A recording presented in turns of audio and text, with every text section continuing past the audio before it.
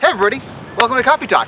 We tried hard to find an olive grove to shoot in, and central Okanagan, not really famous for olives, so we went with nuts. Mm-hmm. Yep. We said, oh, nuts! Because we're all a little nutty. But we figured, in the days right before Easter, being in a garden just seemed like an appropriate place to hang out. And so thanks for joining us for a few minutes today.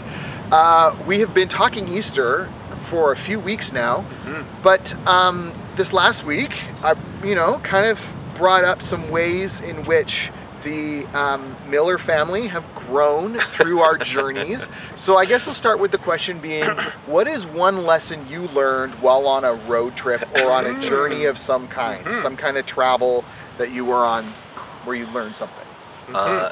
I would say we learned very quickly in our marriage to play to your strengths. Yeah. Because she grew up in South Calgary. Okay. And I grew up, in small town Alberta, and so there was a couple of moments where we could have actually gotten ourselves into a bit of an issue when we were in a larger city that we didn't know. She had the map, I didn't. So we swapped right away. I became navigator. Yep. I knew exactly where those streets were. Yeah. She was able to just inch her way in and through and around, and I would say, go here, and she would just get in there, and it was amazing. And like drive in ways that I could not get in or think of getting in, and a little bit too but also like she lived in Venezuela for a little while, and so you just drive to the place you're going to go, and you just you make your own way, and it was a beautiful thing. So wow. we helped each other very much, and we realized quickly, play to your strengths. In a foreign city. That's really good. Yeah. Wow. Also bring snacks. Bring snacks. Snacks are hugely That's a very important thing. Oh yeah. I wonder if like along the way, Jesus' disciples were probably grumbling half the time because they're hungry. Yeah. Maybe not just because of, we don't understand Jesus, but Jesus, we're just hungry. Do you have a bag of chips or something? Well, and even when Jesus uses yeast as an illustration, they're like, it's because we forgot the snacks.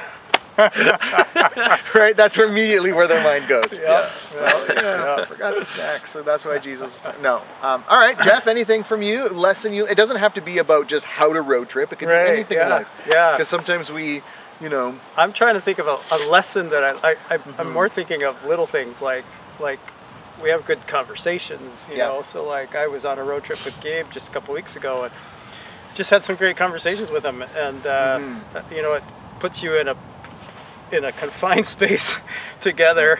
You're either listening to loud music or each have your own thing, or one sleeping, or you're talking, and so I learned a little bit about what's going on with him. The other thing is we haven't taken too many long road trips because Cheryl can't, and so it's usually me and Gabe, and Jack doesn't really when he was younger didn't really like road trips, so I have to go way back in memory to like times like when we moved out west, having everything loaded up behind us, and driving out west. I don't know what I learned. I just felt free. It was just really fun, All right. So, yeah, it's a good question. I got to ponder it more. Yeah, no, fair enough. And it really could be anything, right? On the navigation issue, I know that for us, one of the things, us being Sheena and I, she does not like driving in big cities. I'm fine with it. Back when paper map navigation was the only way, I do remember there being in like the greater Los Angeles area, driving around on our honeymoon, and she's got the road map, and there is something within me that breaks a little bit when the navigator goes like this. Amen. Turns the map, and I'm like, but the map's supposed to. And so that was a little bit like, that was a trust moment where I'm like, okay, I gotta just let her figure out her own way. And I don't know I ever got there. But one of the things, like a learning thing that was really cool was just and I've shared this with some people before, so some of you are gonna hear it again, the story, but on our first Romania trip, one of the real cool afternoons that we had together. I mean, we joke with Paul for years later about learning the difference between what looks potentially like a good ice cream place and a bad ice cream place. And if you walk by the guys smoking and gambling at the front door to get into the ice cream, it's maybe not a good place to take youth. And you know, that's a lesson Paul and I learned there. My lesson was more verify with Tanya before trusting Paul, but that's a whole other story. No. On that first trip, we were in a particular town where we were doing VBS all week, and we had some time in the afternoon. We just said to some people who were the young adults of that church that were doing VBS with us, like, what's one thing in your town that we should see? And they kind of talked amongst themselves in Hungarian, and then came back and said, okay, we'll show you. And it's like, okay. Next thing I knew, we were doing a walking tour of the city for like, and they took us to like this. It was an old synagogue that had been converted into a museum that outlined kind of the Jewish struggles of the area. And so it became this like, it kind of put World War II in a new light, just by saying to some people, like, what's something we should see? Of course, we got there. It was closed. Next thing I know, they're on the phone. And about 2 minutes later, a guy's walking up with keys and unlocks it for us. And we have the place to ourselves. That's like, cool. this is so cool. Yeah. But just by like creating time to just be with the people you're with, and then let them invite you into their world and say, here's what we'd love to show you. And then going with it. That whole idea of not, because when we travel as a family, everything becomes very, we just to survive, we need to know when are we stopping for bathrooms, what are we eating and where, and what, you know, how long is that break going to be, and all of these other little details, like gas will be here and food will be here and bathrooms will be here and all those things. But then as much as we're able just to kind of pause and go, okay, who calls this home? Who are we with? What, you know, how can we just sort of say and create space for people to show off what they're excited to share with us. And that, I would say, is one of those, without myself having prepared an answer to this question that I dumped on you guys, one of the lessons that we certainly learned while traveling is just that idea of creating space and inviting others to share. It's really good. Not making it all about us. And really so, good. and those are lessons also I will say we need to learn again, except for the verify everything Paul says by running it by Tanya. We're good on that one. But so then we are, you know, we've kind of journeyed that road to Jerusalem with Jesus, and we talked about he is the King. And the disciples were in that process of learning, like, well, what does that mean? What does that look like? And it sounded like, I don't know if you were about to jump in there, Kevin. Go ahead if you are. But no, I was just going to say, like in this whole thing, it was a challenge, I think, not only to disciples in that moment that you kind of brought forward, where they learn of Lazarus's death, and Jesus just pauses and hangs out, and doesn't react. And that very much, I feel like, speaks volumes to the disciples of what kind of a king is this, right? This is not a knee-jerk, reactionary, you know, trying to just, okay, fix. He's actually, like, if it wasn't Jesus, we would call him a man of faith, but he is Jesus, so it would be, I have something so much better for you. Just trust me on this one. We're just going to wait right here. And I love that Jesus even points that out. It's for your benefit that we actually weren't there. That I will show you what kind of a kingdom this is. This is a kingdom where a greater plan of God is going to come about. And I think that just spoke volumes to me of, like, what kind of king is this? Well, and absolutely. And then he arrives there, right? And instead of making it, you know, as I think through, like, the lesson I was just talking about, right? He enters Mary and Martha's space. He just sits with them a bit, right? And he doesn't, like, start demanding, okay, you go there, you do this, you do this. He's in control of the situation, but he also allows people to be where they are. And he doesn't say, stop crying, you know, that's a waste of emotion, like that. He just kind of says, okay, you guys are obviously feeling this. I mean, we don't have record of him saying those words, right? But you know what I mean. He just sort of meets them where they're at. He weeps with them. Yeah. He allows them to air their grievances and their struggles and their doubts and their fears and their faith. Yeah.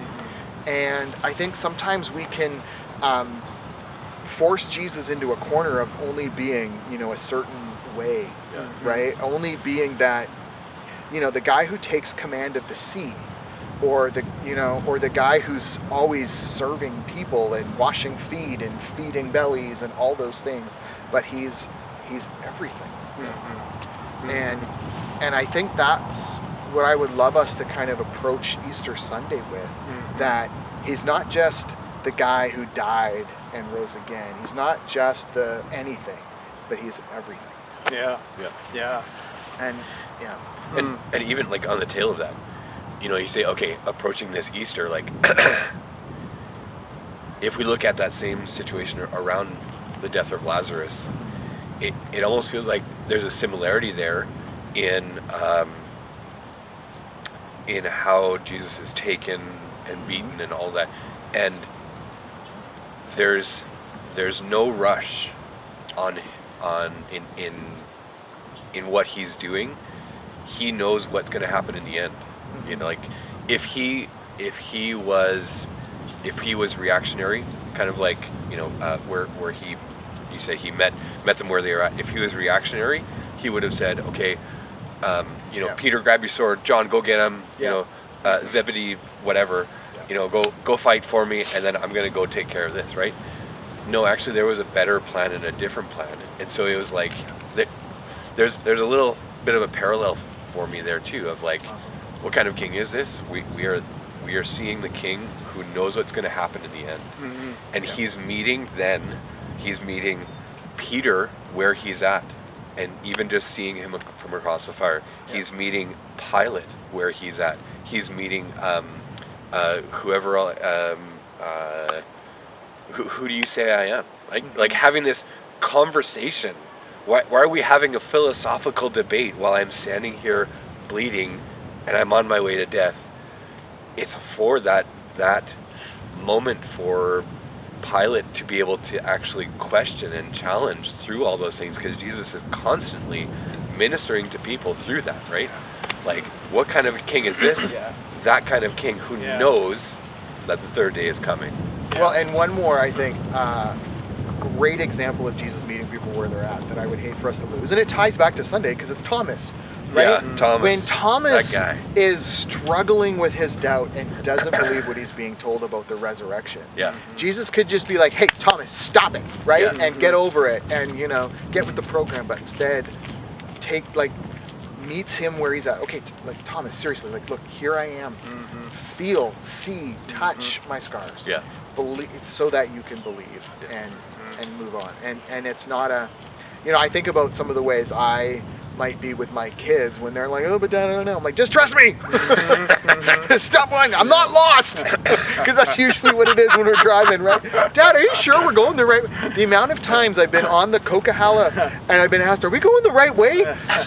There's only two ways. I've done this hundreds of times. Good question, because I went the wrong way once with a group of kids. All right, maybe you can't get it wrong. But I've been doing this since I was a kid. Anyways, right? Like, but Jesus doesn't do that with Thomas, right? He comes to him with the truth of who he is, that he is risen, that he is alive, and yet the patience and just the I don't know, he allows Thomas to just be himself and be vulnerable and be, you know, whatever he needs. Yeah. Okay. Compassion. It's that that absolute compassion that he comes to him with. And so we recognize that's also our King too. And if we're struggling with, when we are struggling, I think everybody does at some point or another, struggles with faith, struggles with questions, struggles with doubt of some kind, big or small, we can bring that to Jesus. We are celebrating this weekend a thing that for majority of people on the planet is impossible to believe.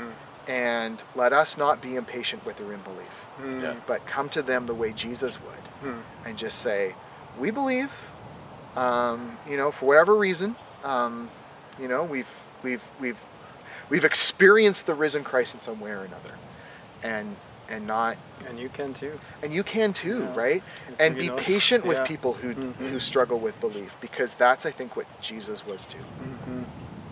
Yeah, it's good. But it is a good week to celebrate, and Mhm. whether you're just, chowing down on chocolate or getting outside, there's lots. We want to remember that this is all like what Jesus did for us, and I also think for God Himself in some way, that God would desire us so much that He would endure the cross, Yeah. so that Mhm. sin that separates us is dealt with, so that we can be joined to Him, but He also can be joined to us, Mhm. because that's His desire too. Mhm. That's a beautiful thing to celebrate. Yeah. That God would Yeah, want yeah. us, that God would seek us in that way, Mhm. and so let's look ahead to a beautiful Easter celebration, Mhm. which starts Friday, right? Yeah, well, I was going to Mhm. say, even just everything you just said, like really, that's our purpose and reflection on Friday at Good Friday at Emmanuel Church. That Mhm. you know, we have to kind of catch ourselves when we talk about this, because we say, oh, it's a celebration. Yeah, How In do the we way a say- funeral is. in the way of the funerals, but Yeah, yeah, we yeah. try and more lean towards the Yeah. term of like this is a reflection, Yeah. right? Like reflective. this is a contemplation. Mhm. What has Christ done for us? Mhm. What did we see on that Friday that Mhm. was good? Mhm. Actually, it was God's plan Mhm. from the beginning. It was His will to crush Him, and so that we might be saved. By His stripes we are healed. And so that's what's going to happen this Friday. Is Friday at 10 o'clock at Emmanuel Church. We invite you to come and celebrate, Mhm. but Reflectively. reflect on what Mhm. Christ has done. And there is a kids program Yep, as there will well. be a kids ministry. And Well, so- I'm actually Yep. leaving Mhm. from this recording to go meet with other children's ministry leaders, and Yeah. I will get okay. details about it. But there is kids ministry at Emmanuel for that. Mhm. For that time. If you've not been part of it before, there is Yeah. a check-in desk on the Yeah. far end of their lobby in their Mhm. foyer, so it's well signed. Yeah. Mhm. Find the people there, and I would they'll also help you say get too connected. that I've seen the order of service. It's very tight, so get there early. Yeah. Mhm. Mhm. Make sure you're there early to sign kids in, or to find Get a spot, or parking, all that get a stuff, parking yeah. spot or something like that. Yeah, just to have it's a usually a seat. fairly Mhm. packed place. So yeah. Mhm. That'd be great. And then Sunday is normal, Yep. right? But it's not Yep. entirely normal, right? Oh, But yeah. we Yeah. don't want people to rush away after the service, Yep. right? I think there's a little reason to stay behind and Mhm. hang out Mhm. and celebrate the risenness of Christ together. Mhm. And Definitely. 10 o'clock, like Yep. we normally would meet.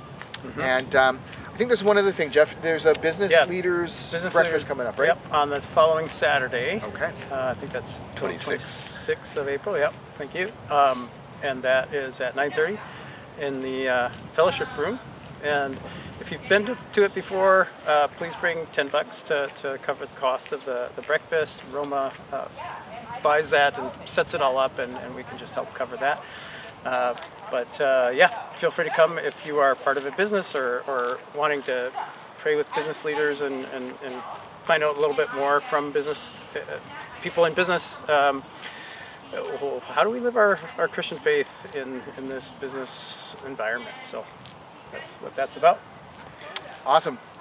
And then as we get into spring, summer, there'll be more things coming up to talk about in the future too. But for now, may you get out and enjoy this beautiful spring weather and enjoy our Easter celebrations together. We will connect with you next week.